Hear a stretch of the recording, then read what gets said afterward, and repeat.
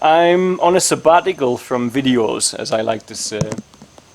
The reason being, I find being I tried to mention this in the spiritual ego video I put out. The routine, the habituation of a spiritual life is damaging. And making daily YouTube content, or even, thrice weekly, creates a habituated pattern. There's not a lot of freedom within there. And that really limits growth. It doesn't matter who you are.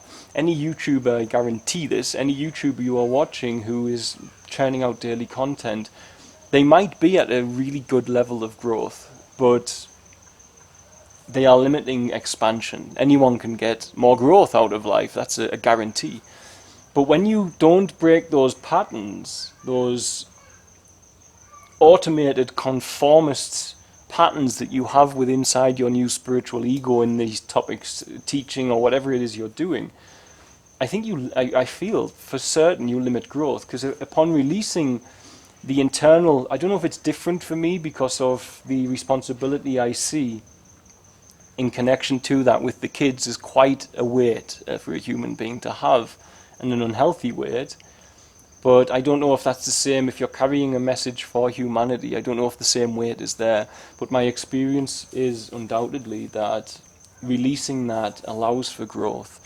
And I'm in a space where I need to get rooted, I need to get grounded in my reality. And I need to get grounded with God for what's ahead, because there are many amazing things ahead of us. I have a lot of stuff in the background, you'll see it all coming bit by bit. And YouTube was not there for me to do anything other than share my truth, but initially it was there to bring the support for the kids. Well, right now, actually things are so well known that those viral videos that made the charity grow from myself are out in the world, that it doesn't require me to keep beating the drum every day like that. The growth is there, and we have enough of a global community who know about the kids, who are involved and helping us, even when I'm off the radar for a little while. There's people signed up to support children every month, to support children or the community, etc. And those people are not going anywhere. It's not like the early days, and I need to rest from the colossal effort it took to do that, because it did take massive amounts of energy to build it all, and I'm still in that recovery period from that as well, physically, spiritually, emotionally. So I'll be spending time, I'll make some videos of vlogs, I think, like arriving back with the kids, etc. I want you all to see that. And if my car is set up with a mattress in the back, ready for when I feel up to it, I'm going to go out into solitary in the bush. I'll be in solitude on my own, just getting rooted in the present moment with God and just staying there. God's done a great deal to help me to get that way. He's used a lot of people. He's used people coming into my life who have big spiritual egos for me to learn from, watching those people as well. He's done so much. He's tried everything to try and get me to that point, and to get me to release this prideful burden that I put on myself, this prideful burden of I must post to help the kids. It's not the posting that hurts me, it's doing it out of that. That's where the problem comes from. That tension which no human being can bear as a sole provider, or feeling like a sole provider for so many beautiful little children. It's too much for one man to bear. That's why we don't have litters of babies as human beings. So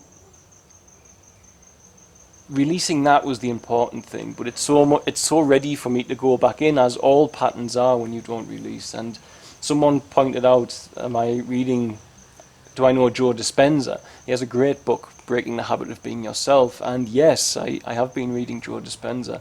And the beauty for that, for me, was that I felt like I was relearning something I knew when I got here. I definitely knew about all of releasing the habit of who I am. But then, as I said in my other video, I created a habit where the outcome was very beautiful for the world, helping children, etc.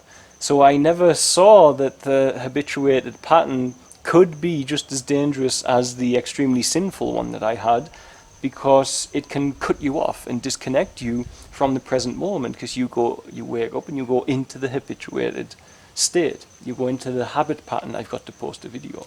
You lose the present moment, especially when you don't have an environment conducive for you to hang on to the present moment like I did. I had so many responsibilities that people were pulling me all over the place. So this is a break for me to do that, and there's a ceremony for Maasai. Hello, sweetheart. This is Janiki's daughter, very loving. There's a ceremony for Maasai warriors, and to be a Maasai Moran, you're supposed to go and sit out in the bush under a tree by yourself for a long period of time. And you're not allowed to leave under that tree, and you have to learn patience, you have to learn present-mindedness, and you have to learn that, as the Maasai saying goes, no matter how brave a man may be, 2 brave men are better, because you're only allowed to eat that which is brought to you, and you have to rely that they bring it to you when they bring it. They might take 2 days, 3 days, it's up to the tribe to test you based on how they feel led by God. And I'm thinking about doing something similar. I'm not going to sit under a bush with a spear and potentially be attacked by a leopard or a lion, of course, but I do have my car set up, and I'd like to go into the bush in that sense, and some of the tribal lands would allow for that, and then the tribes would know not to disturb me. And I'm thinking about doing that for however long I feel I need it, to just get totally rooted in the present moment and ready for what I have to do going forward. And if I do that, my only company will be my camera and my solar panel. So I will try to update you about it all. Maybe someone who's bringing me food, etc., I would have them take away my memory card and give it to the videographer, and Fritzi can upload it, and also then she can see how I'm doing as well. But aside from the camera, I won't have any contact with the outside world. So I want to do that, and I want to do that soon. I feel a need to do that soon, and I'll let you know as that goes on. But for now, I'm taking time with Wappa, please come here. I'm taking time with my family, much needed and much overdue break from my heavily doing the musings. But there are so many things I really want to talk about. But if I feel they're coming from an organic place and they're not coming from a state of any habituation, then I'll do it, because I don't want to be in that automated toxic state. That was the problem. It's not the physical doing. This provides for my family. This is a glorious divine tool. This feeds the children everything. It's been a voice for the children to be fed, to be clothed, etc., and to allow us to get resources to get these new children that you've all seen recently who are suffering dreadfully. And it's a beautiful, beautiful thing. It's a powerful tool in that sense. But when it's automated in yourself, it's toxic, because it's not organic, it's not fresh, there's no freedom. You're not waking up free, you're waking up and you're saying, I have to do this, but you're not even conscious you're saying that. So, well then, these are Joniki's sons have now arrived. I want you to meet them. This is Bear, and where's the other one? Odin is here, and this is Odin. Oh no, they're all coming now. This is Odin. Whoa! This is Odin here. They both look they look very much like Johnny. So, and this is Tonka, the Ridgeback puppy, who's gotten very, very big while I was away. He can't be sleeping on my neck anymore. Right, hang on, camera break. So, I'm going to go, because I've disturbed them all. But, yeah, I might post, because the coronavirus thing is just, it's sitting on me so heavy. Everyone's focusing on the fear of the virus, just to give you a tad of insight into my mind on this. I'm probably going to end up making a video on this later.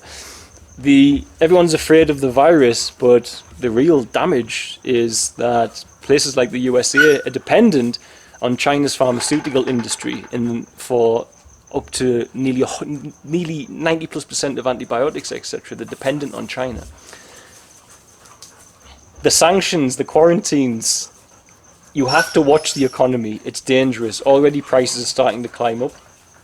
that's what I wanted to make a video about, but maybe that's enough. I'm going to get off before I start musing. I can't help myself. So, we're safe in Tanzania, and yeah, by no means am I better, but I'm certainly not anywhere near as bad as I was, which you can all see clearly over the last weeks. The rest in Germany's done me good, and the change in how I was eating after sussing out what I was allergic to, etc., has well also done me good.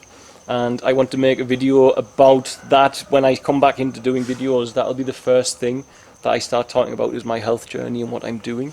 And I have a pre-made video I might upload about everything I'm doing to combat Lyme, because it's changing so much for me, that the things that I'm doing, as you can see, I'm just immeasurably better than I was. So, bit all over, I'll get off. My dog's totally threw my chain of thought off, and I've got this little loving creature wanting some cuddles, so God bless, guys.